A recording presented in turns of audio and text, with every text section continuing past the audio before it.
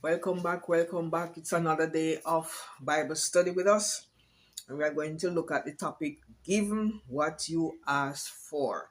And many of us over the time can attest to these kind of statements.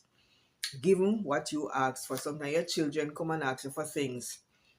And you're not interested in giving them, but because they ask for it, you give them. So it says here, as originally established, Israel was not to have a human monarch the way that other nations did. In time, however, the people's faith faltered and they found themselves pining for the things that the nations, the Gentiles, had. You see that? Out of greed, out of envy, because they see the other nations have something they wanted to. And that wasn't the plan. That wasn't the plan and the desire of the Lord. So let us look at 1 Samuel chapter 8, verses 4 to 18. And I'm going to read a portion of it so that we can understand what is happening here. It says, "And it came to pass, when Samuel was old, that he made his sons judges over Israel. Now the name of his firstborn was Joel, and the name of his second Abiah.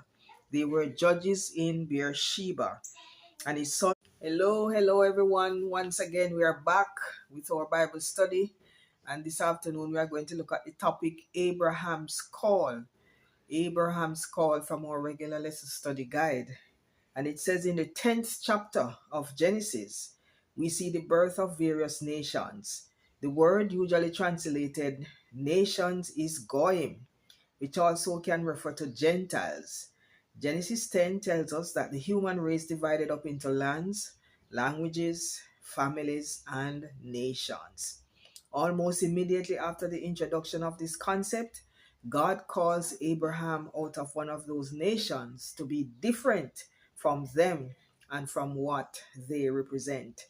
Genesis chapter 12, verses 1 to 9 says, Why did God why did God call Abram, later Abraham, out of from his country of origin? When you read that chapter, you will know why. God calls Abraham out of his country because he wants to establish a relationship with his people.